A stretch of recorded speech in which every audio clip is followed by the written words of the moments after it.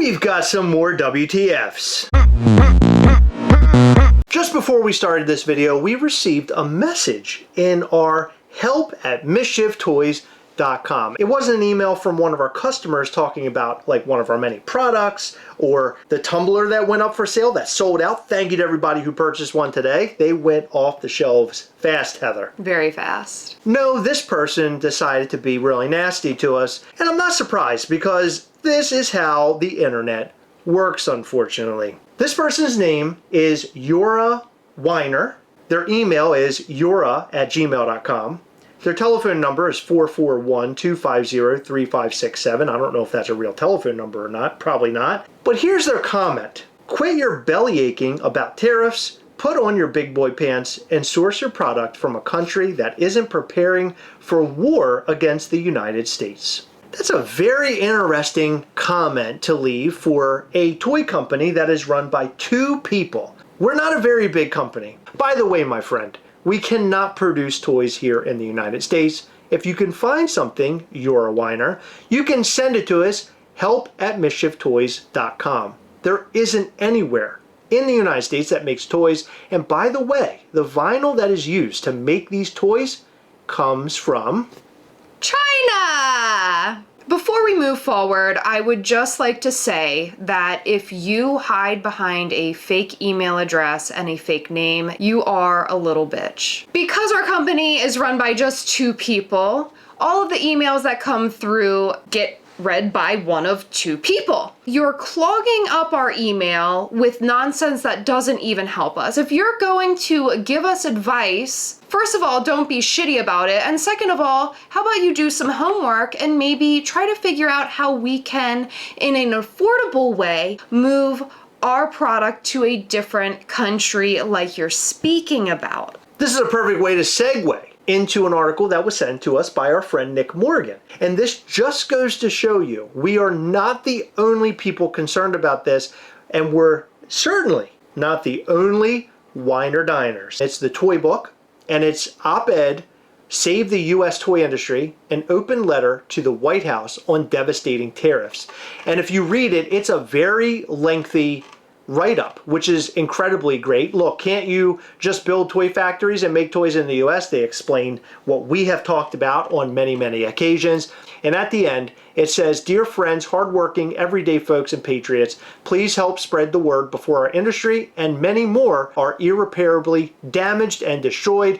We need you to collectively amplify our voice. Pass my story along, make it your anthem of our plight, or use it as inspiration to write your own story. Hashtag keep toys tariff free." I think this is a really great write-up. I read it from start to finish, and the person writing this, Jonathan, makes a lot of sense, and they're a small business owner just like us. So to the anonymous person who wrote us that email, I would suggest going and reading this article because it's very well written and will explain to you how ignorant you sound telling us, oh, it's so simple to just go ahead and go to another country. It's not that simple. We have invested hundreds of thousands of dollars, more money than I ever thought that I would invest in anything besides a home in my entire life. If we were to start over, we would have to invest all of that money plus most likely more depending on where we go. It's not something you can just do overnight. It's not something that's easy. The fact that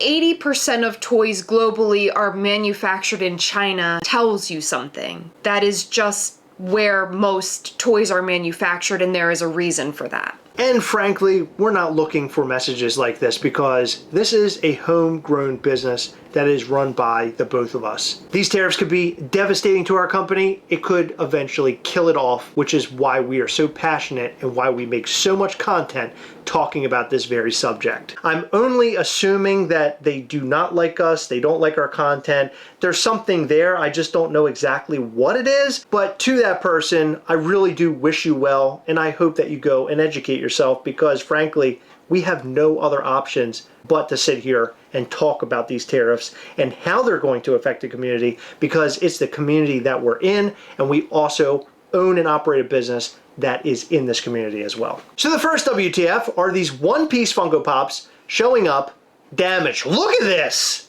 It looks like a dog got a hold of it. That's not the full story. The full story is that's just a sorter. So they packed it inside of a sorter. They didn't put it in a bigger box. And it got rocked to shit. I'm not defending Funko in this at all. But what I Does that mean you're about to defend Funko? It might come off as semi-defensive, but I promise it's not. All right, Heather, hit me. We have shipped all over this country, all over the world, and I would say that the best shipping practice is to find a box that is strong but snug. I found that if you use a larger box with more room between the item and the box, that they're more likely to get damaged. They're bouncing around in there. Yeah, I think it's because like there's even if you have like paper or bubble wrap or something between the product and the box, there's more room for that box to give, where it's giving less if your product's sitting right inside of it. Does that make sense? I completely understand. Yeah. A sorter is not ample protection, Funko. No, this is complete trash. It is not good. Sorters, that's very bold. Well, Amazon used to do this. Yeah, that is very bold. It's a step above the poly mailers. I will say that. Yes, the bags. Yeah, thank God they actually have it inside of a box. But yeah, this person says downhill movement because Funko is getting cheap and they're shipping in sorters. This is really strange. I don't think I've ever seen Funko do this before. You know what this is? This is probably somebody new at the warehouse. Even crazier than this, another WTF, these two figures sat on the website. Like they didn't instantly sell out or anything. But look how much they're going for on eBay. When did they sell out? There's both of them going for $215 that sold. How long were they on the website? They were on the website for a little while. It wasn't like an instant sellout or anything. It might have even been days because I saw some comments where people were talking about this and how much they were going for. Look, $160 for both, $160.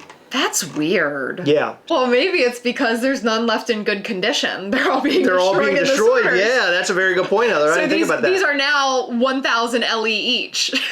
Another thing is this post, which is all about Fundays 2025. For those who do not know what the Fanatics board is, the Fanatics board has been around for a really long time, like as long as Funko has been around. Yeah. And the Fanatics board is where all the Funko fanatics can jump on there and they were able to converse with each other. It was the days before social media, but it has stuck around. They put up a number of tickets, and if you have posted a certain amount of times within the year and you've been active in the group, then you have an opportunity or a chance to get one of these tickets. Now, of course, you have to pay for it. So as you can see, requirement is 1 year on the boards, 1 star next to your name, and at least 100 posts as of April 1st, 2025. So the star next to your name is how many years you've been on the board. I've been on the board for 6 years. It's actually, I'm coming up on my anniversary. It'll be 7 years and 2 days. Wow, that's crazy. Yeah, May 3rd. So we actually got our tickets to their New York event through the Fanatics board. That's how we ended up getting our tickets. Yeah.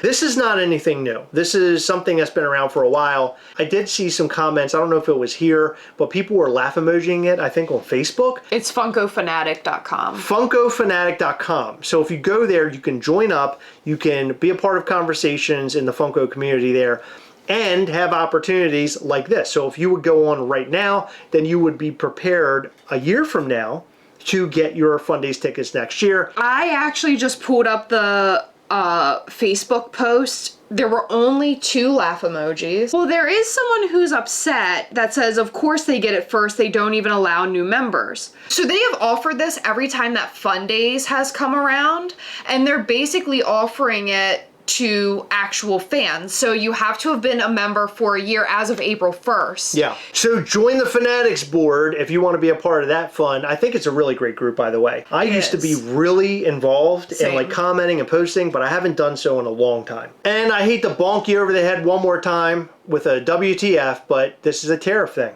And I just wanted to highlight this. Funko Pop News posted it, and they're talking about this pricing. Like the Xbox Series S512 is $379.99 up from $299.99. So we're talking about considerable jumps.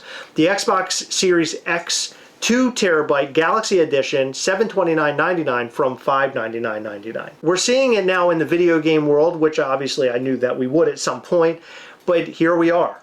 Xbox, what else? Like we're already seeing it in the collectible industry. We're seeing it here.